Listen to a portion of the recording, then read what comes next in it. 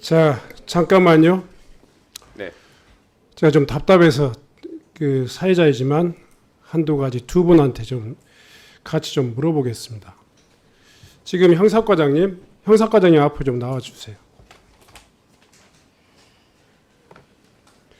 여러 의원님들이 반복해서 질문했고 질문에 대한 답변을 하셨습니다마는 지속적으로 조병로 경무관께서 증인의 이 진술 내용을 부정하는 발언을 계속 하고 있는데 거기에 대한 본인의 이 직접 강압했던 들었던 것을 최대한 기억해서 발언을 좀 절제하고 덧붙이지 말고 있는 그대로 기억하는 대로 그렇게 좀 답변을 좀 다시 한번 해주시기 바랍니다. 저는 충분히 이해했습니다마는 그냥 있는 사실 그대로만 한번 발언을 해주시기 바랍니다.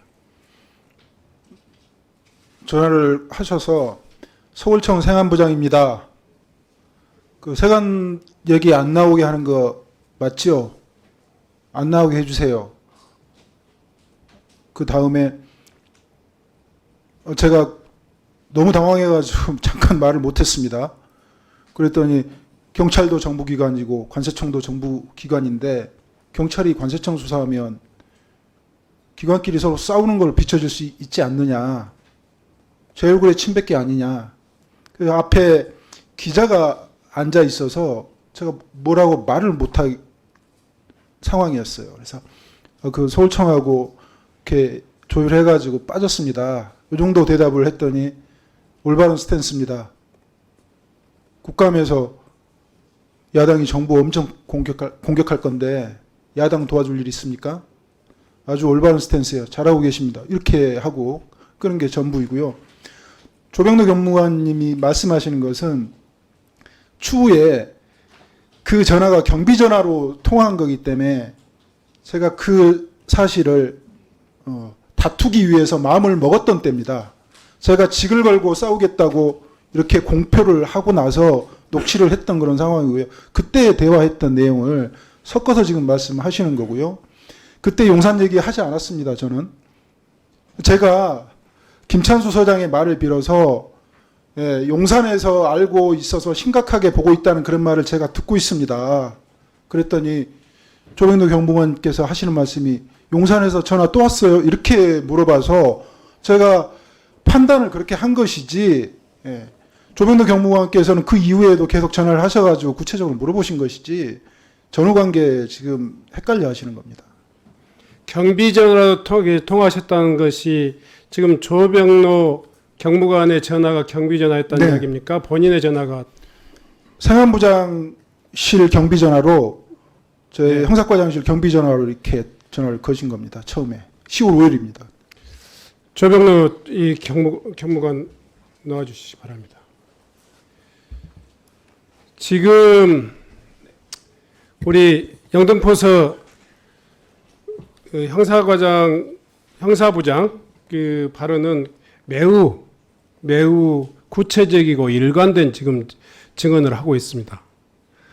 본인이 지금 이 형사부장 이야기에 대해서 어떤 부분이 지금 잘못됐다고 지금 계속 이야기하고 있는데 어떤 것이 과장되어 있습니까? 일단 처음부터 그러면 제가 서울청하고 협의를 완료한 것하고 그리고 언급을 하지 않을 계획이다. 그리고 기자가 물어보면 언급할 수밖에 없다라고 하는 사실을 제가 어떻게 알겠습니까? 그 부분에 대해서 저는 분명히 좋습니다. 네. 그 이야기는 지금 영등포서 그 수사과장 아니 형사과장도 그 발언에 대해서는 동의하고 있습니다. 아닙니다. 동의하시는 거 뒤에서 일어나 보세요. 네, 지금 방금 이야기하는 것은 지금 동의하고 계시잖아요. 그 이후에 아니 기자가 물어보면 서울청과 상의해서 안 넣기로 했습니다. 기자가 이야기하면 이 발언할 수밖에 없습니다. 이 이야기를 하셨다는 이야기 아니에요. 그런 적 없습니다. 그렇게 이야기하지 않았어요? 그 당시에는 간사라고 그 사건팀 그 조율하는 총무 같은 역할을 하는 기자가 있습니다.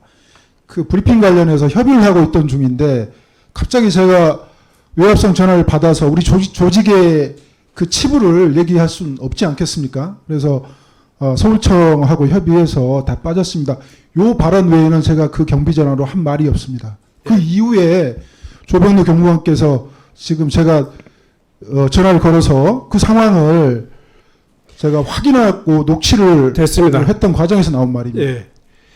경찰도 관세청과 경찰청이 서로 이 싸우는 기관끼리 싸우는 그 남좋을 일을 할 일 없지 않냐 하는 이야기는 한 적이 없다는 말씀이시죠? 네, 그렇습니다. 예. 그 여부에도 불구하고 전체적인 맥락은 이 문제 그냥 단지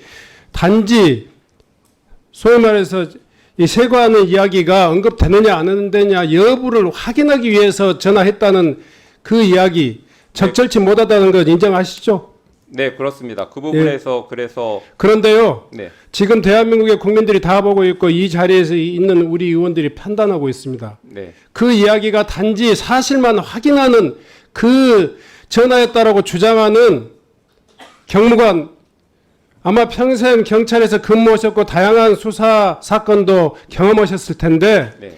그래서 이게 어떻게 사실만 확인하는 전화예요. 그 당시 제 사실을 처음에 그렇게 뭐냐 업무 처리합니까? 다른 기관에서 그거 소위 말해서 알아봐 달라면 다 알아봐 줍니까? 경찰청에서 일반적인 상황입니까? 그래서 제가 물어볼 때도 재반 사정을 충분히 설명하고 물어봤습니다. 그리고 이 상황에 대해서 제가 듣고 나서 한 번 더 물어봤습니다. 그래서 지금 확인했던 사안입니다. 지금 경무관께서는 네, 본인이 심리적으로 수사를 담당하는 형사부장에게 어떤 영향을 끼쳤을 것이다라는 것을 인정하지 못합니까?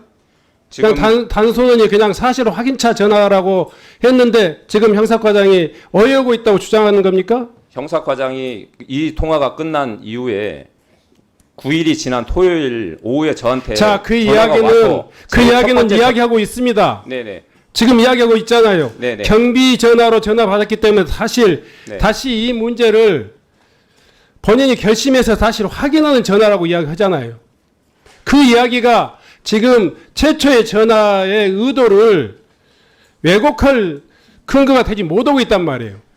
아닙니다. 왜냐하면 첫 번째 질문이 대통령실에서 됐어요. 시켜서 됐어요. 한 겁니까? 이라고 했는데 자, 제가 그걸 거기서 중단하세요. 네 후보자께 한번 묻겠습니다. 이런 경우가 기관 이 수사 현재 수사 진행 중인 수사를 국회에서 자료 내라고 해도 내지 않을 것이고 상황에 대해서 확인도 안 해줄 것이고 이 아무리 국가기관이라고 하지만 어찌 보면 피의자에 가까운 기관에서 그 상황을 확인해 달라고 하는 전화 일반적으로 경찰 내부에서는 전달하고 그렇습니까? 금지되어 있습니다. 금지되어 있죠. 예. 자, 지금 이 상황을 그러니까 이후에 징계 내용하고 상관없이 이 상황만 보면 수사를 담당하고 있는 이 과장 입장에서 일선 경찰서의 수사 담당 과장 입장에서 그것도 마약 수사라고 하는 어마어마한 엄중한 긴장된 사건을 다루고 있는 담당자가 상급 기관에 간부로부터 전화를 받으면 이게 그냥 사실을 확인하는 이 전화로 이해됩니까? 아니면 무언의 압력으로 받아들일 수 있다고 생각합니까? 저는 후자에 가깝다고 생각합니다. 일반적인 상식이 그런 거예요. 지금 경찰청 이번에 또 확대 좀 하고 싶지는 않지만 경찰청에 관련되어 있는 많은 사건들이 외압에 대해서 어떻게 대처하느냐 이 문제가 굉장히 중요한 과제예요. 지금 이 사건은요. 지금 일선 담당 형사과장에 혼자 고군분투하고 있는 거예요.